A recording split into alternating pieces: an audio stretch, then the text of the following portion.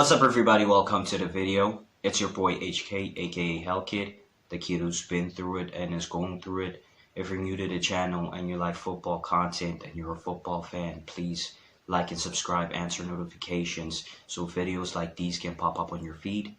I do reviews, previews, and reaction videos, so if you're into that kind of stuff as well, please feel free to stay tuned. It ain't easy supporting Chelsea Football Club, is it?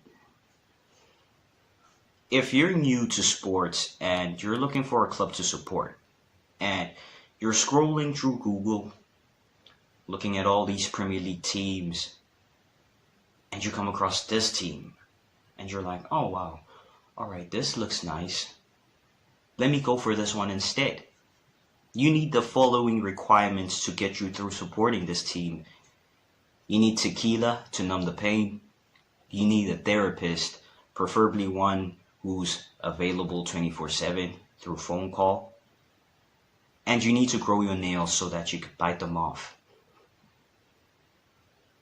It's not easy being a Chelsea fan. Now, if you watch football, you will know that Chelsea always goes through these declines. That's why they're always sacking their managers. They always seem to have a new manager every season. But I've never seen them decline at this rapid speed, at this magnitude. You know when they say, money can't buy you happiness, they were referring to Chelsea Football Club. They spent $600 million on transfers and signings, and they've just been poor in results. The amount of money that they spent does not match the performance that they're putting out. But the problem is bigger than just the players. It's bigger than just the coach. It's their facilities. It's their scouters. Everything is wrong.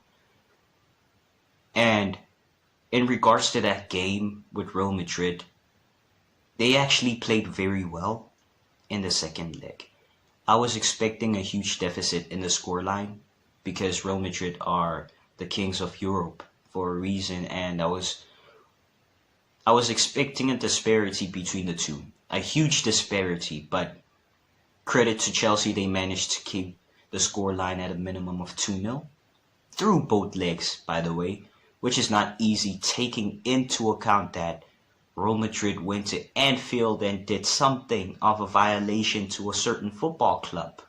So we have to give credit where credit is due, Chelsea. Now, the first thing that I noticed before I watched this Chelsea and Real Madrid game was the selection. It was the starting 11. I saw that Lampard started Kai Havertz and he started Conor Gallagher. And when I looked at the formation, he chose 3-5-1-1, which suggested that he was going into this with a defense tactic. And that's very odd to me because what were you trying to defend exactly?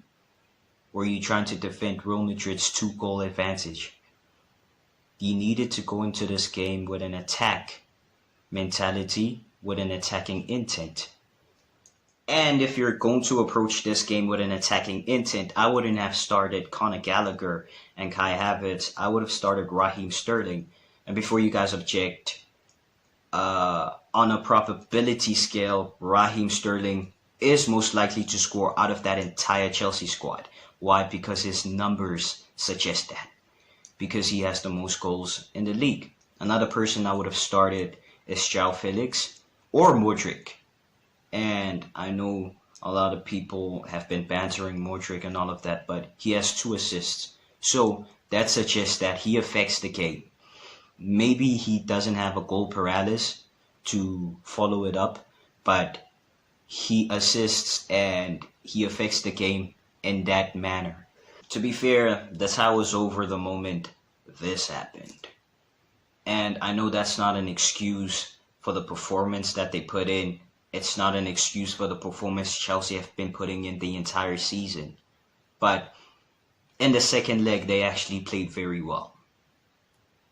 Their only weakness was that they couldn't score. You'd swear that they were allergic to scoring. But there's room for improvement.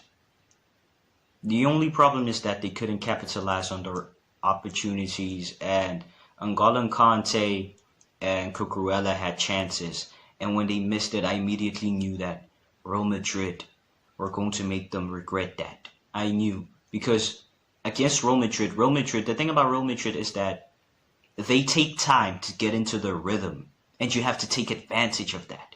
They take time to get into their flow, and you need to take advantage of that. And in the first half, Chelsea had Real Madrid locked. I don't even think Vinicius Jr. had a moment in the first half.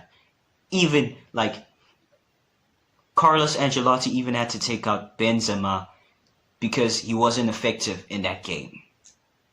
So that performance shows signs that there's room for improvement for this Chelsea side. But the moment they didn't take their chances, I knew in that moment that Real Madrid were going to make them regret that. Real Madrid always makes you regret you not taking your chances.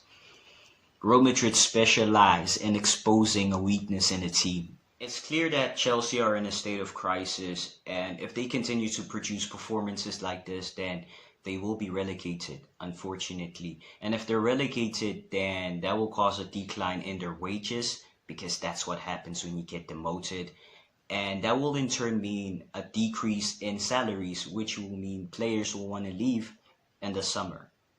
And keep in mind that Chelsea spent a lot of money in the January transfer window. So in order to balance out their books, they're going to need to sell players, because they have a lot of players sitting in the bench that are earning 200,000 and are not even playing. So to balance out their books, they're going to have to sell players. And the problem with this is because in the position they're going to be in, there are going to be players that they don't want to sell who are going to want to leave.